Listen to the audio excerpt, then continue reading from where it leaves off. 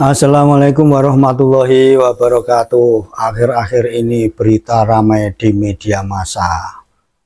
Berita KDRT, kekerasan rumah tangga, pelecehan seksual, dan sepertinya ini bertumbuk dalam diri seseorang ini.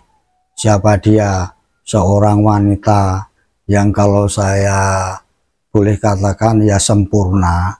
Dari testimoninya kemarin ini, bahwa dia ini sebenarnya seorang yang berhati mulia, ingin hidup bahagia dan mendapatkan ridho dari Tuhan Yang Maha Kuasa dengan menikah dengan seorang ustadz, katanya seorang alim yang tahu agama, yang ceramah kemana-mana. Apalagi katanya disebut di situ kalau si ustadz ini konon ini seorang habib. Anggapan masyarakat yang tidak tahu dengan polemik nasab ini tetap masih menganggap mereka ini adalah merupakan cucu Nabi, seperti ada daya tarik tertentu atau kemewahan tertentu yang di framing dengan sebutan cucu Nabi ini, sehingga sepertinya begitu mudahnya orang-orang kita, wanita-wanita kita, cewek-cewek kita ini terpesona dengan gebyarnya penampakan si Habib ini. Ya, rumah tangga yang diharapkan berjalan damai, normal, dan kemudian mempunyai anak yang diharapkan soleh, nyatanya kandas begitu saja. Seperti kapal yang dihantam ombak kiri kanan, menenggelamkan semua yang ada di dalamnya. Ini peringatan untuk keluarga kita, saudara-saudara kita, tetangga-tetangga kita, khususnya ini yang remaja-remaja atau bahkan yang sudah mempunyai suami. Ini tolong perhatikan peristiwa ini, yang kalau ada sholawatan selalu gempar, berduyun-duyun, direwangi, modalnya dikumpulkan, menyewa angkutan untuk mendatangi sholawatannya Habib. Kadang-kadang saya juga bingung melihat pola tingkah saudara-saudara kita ini, yang cewek-cewek ini, yang remaja-remaja ini. Kalau ada sholawatan Habib ini sepertinya pikirnya ini seperti nggak normal. Sudah baru 2 hari sebelum acara sudah bingung, sudah ngomong ke sana ke sini, seolah-olah ini membicarakan seorang dewa yang menakjubkan, yang mengagumkan, yang diidolakan. Kemudian dalam perjalanan waktu mereka saling berbagi nomor WA dengan harapan bisa dicat atau di WA oleh oknum Habib ini.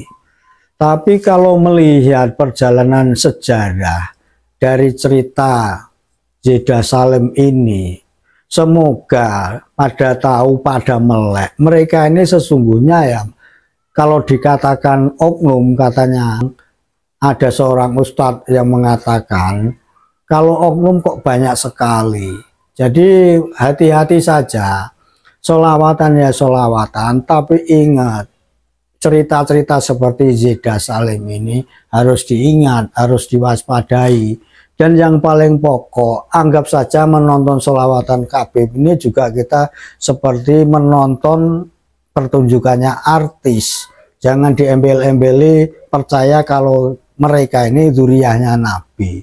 Sehingga untuk orang-orang yang sudah punya suami, cewek-cewek remaja ini tidak mengharap supaya diperistri. Kalau melihat kejadian seperti Zeda Salim ini amat miris, seolah-olah Zeda Salim ini tidak dianggap sebagai manusia. Bahkan hanya kalau si oknum Habib ini datang cuma untuk melampiaskan itunya. Dan itu juga si Zeda Salim ini harus mempersiapkan sebelumnya alat-alat mencegah kehamilan. rumah tangga macam apa seperti itu? Apakah kita, remaja-remaja cewek kita, perempuan-perempuan saudara kita ini tidak melek dengan kejadian seperti itu?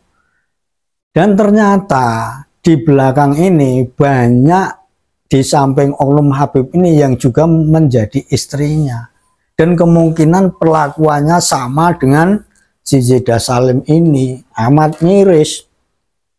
Kita ini Nusantara, orang-orang Nusantara dalam doktrin Habib yang kita tahu ini, kita ini dianggapnya awal, tidak masuk kriteria mereka. Makanya ketika Zeda Salim mengharapkan ya hamil mempunyai anak dengan Oknum Habib ini, tidak diperhatikan, tidak dianggap. Betapa sakitnya si Zeda Salim ini, karena melihat istri pertamanya dari Oknum Habib ini, selama dia menikah sudah 2 kali katanya itu hamil, tentu saja sudah 2 kali melahirkan. Ya, si Zeda Salim ini mengharap dalam hubungannya ini bisa mempunyai anak yang diharap nantinya menjadi soleh atau solehah. Semua kenyataannya ambyar, pahit, getir, nggak enak dimakan, nggak enak diminum. Itulah contoh. Jadi remaja-remaja, cewek janda atau yang masih mempunyai suami yang masih muda, pelajaran dari Zeda Salim ini amat penting. Mereka ini kesini itu adalah imigran nenek moyangnya, bukannya cucu Nabi. Jangan terpesona dengan itu, mulailah sadar dari sekarang.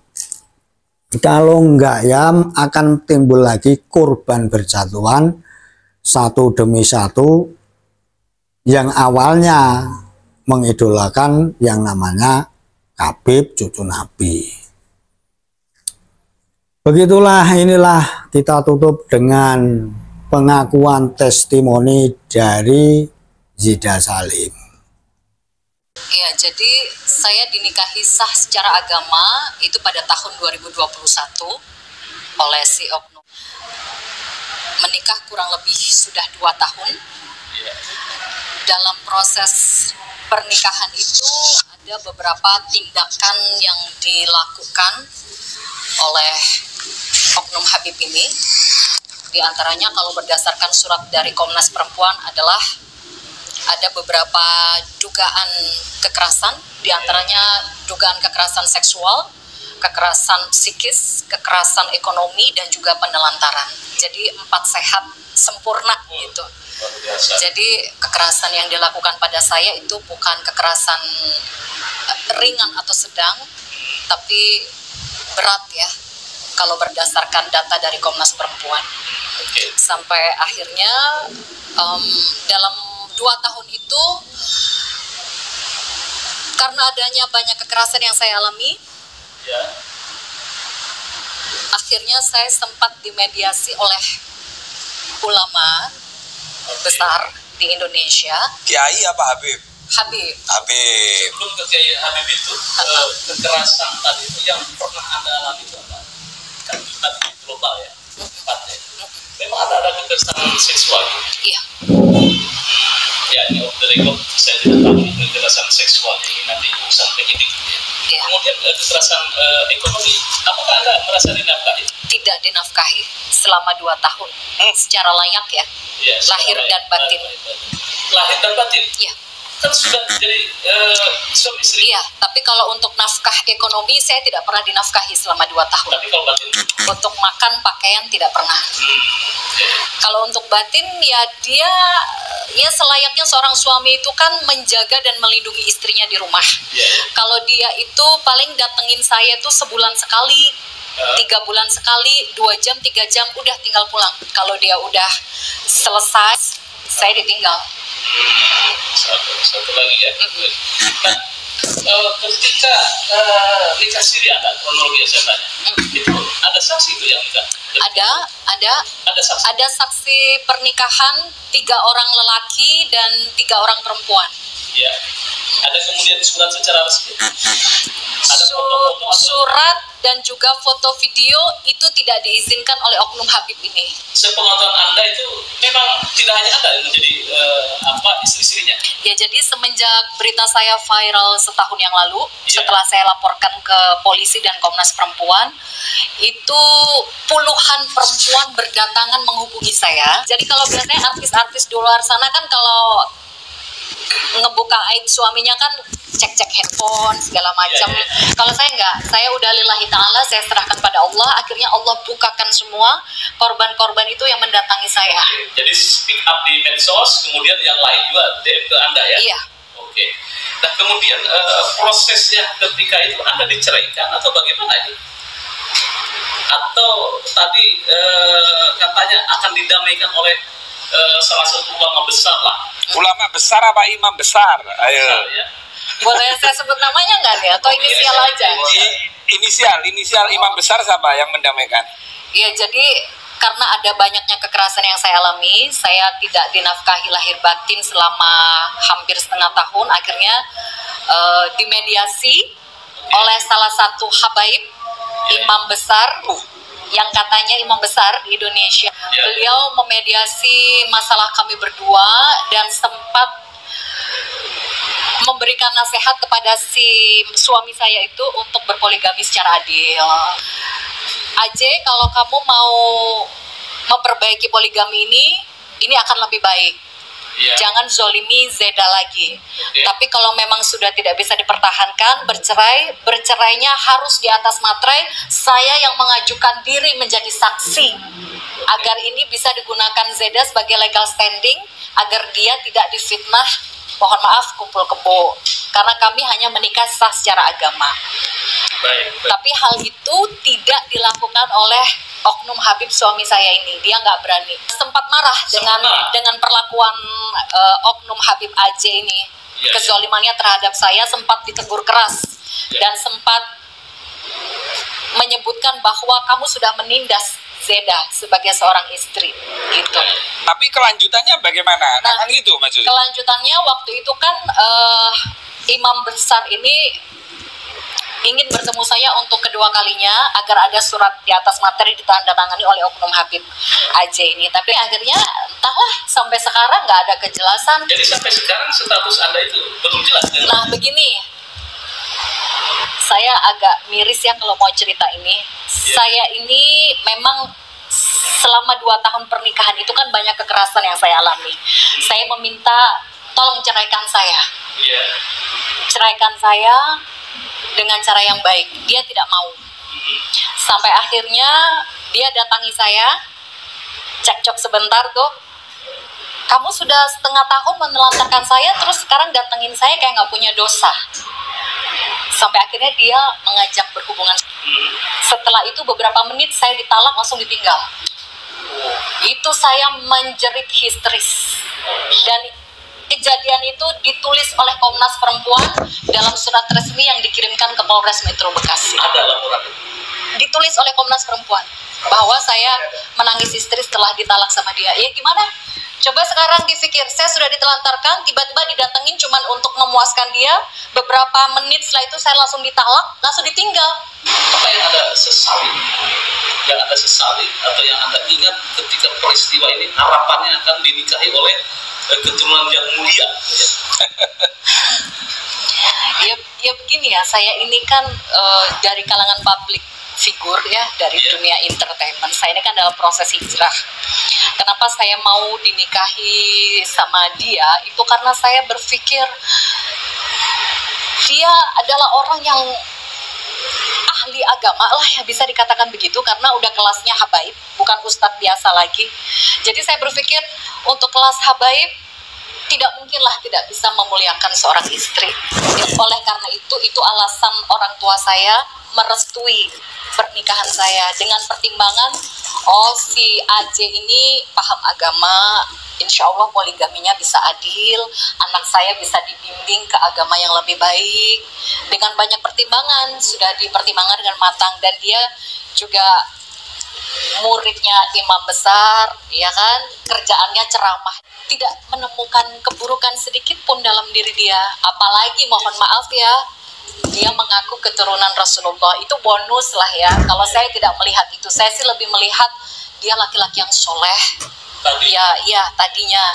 Tapi ternyata setelah berjalan pernikahan, dia zolimnya luar biasa dengan saya. Nikah itu dugaan kekerasan seksual yang dituliskan oleh Komnas Perempuan itu selama menikah saya diperlakukan seperti, mohon maaf ya, bukan seperti istri itu. Jadi saya hanya ditemui hanya untuk melayani dia, setelah puas dia pergi meninggalkan saya sesuka hatinya. Jadi pada saat menikah itu saya dipaksa menyiapkan alat kontrasepsi. Itu dalam 2 tahun selalu seperti itu. Jadi saya begini, saya sempat bilang sama dia, saya ini istri kamu, kenapa kamu paksa saya pakai alat kontrasepsi? Saya menikah dengan kamu karena saya pengen punya keturunan, saya pengen hamil, kita memiliki anak yang soleh, tujuan kamu menikahi saya untuk nafsu saja. Saya sempat bilang ke dia, tapi dia berdalih dengan berbagai macam, kamu harus taat dengan banyak bantal segala macam. Jadi ya, dia mengancam tidak akan menafkahi saya batin jika saya tidak menyiapkan alat kontrasepsi. Itu menyiksa mental saya sekali. Dan itu juga sudah dilaporkan? Sudah. Dan yang kedua, saya dilarang hamil. Kalau alasan dia melarang saya hamil adalah kalau dia belum siap punya anak, oke, it's okay. Saya seorang istri, kenapa saya nggak boleh hamil, tapi istri yang lain kamu hamili berkali-kali? Istri yang lain itu istri yang utama atau? Iya. Oh. Selama 2 tahun menikah dengan saya, dia hamili istri pertamanya 2 kali. Tapi saya nggak boleh hamil. Dan bahkan yang lebih parah, dia sempat mengajak melakukan hubungan yang menyimpang. Tapi saya selalu menolak. Kamu tahu agama, kenapa kamu meminta melakukan hubungan yang seperti itu? Saya nggak pernah mau.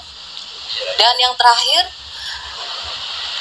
setiap kali mau memberikan saya nafkah batin atau berhubungan suami istri, itu dia selalu memaksa saya menonton film yang tidak pantas. Saya begini, saya merasa sebagai perempuan dianggap apa? Kamu kenapa sih harus menonton film kayak begini? Jadi saya itu kayak, itu udah kayak ritual yang harus rutin saya lakukan. Siapkan video yang tidak pantas itu, film yang tidak pantas itu. Saya nggak mau lihat, saya dijambak, dipaksa ngeliat. Coba bayangin jadi saya. Pada saat berhubungan sama dia, saya nangis. Tapi saya coba nggak nunjukin ke dia. Dan itu berlangsung selama 2 tahun. Bayangkan saya dihinakan seperti itu dengan dia. Saya diperlakukan seperti budak sama dia.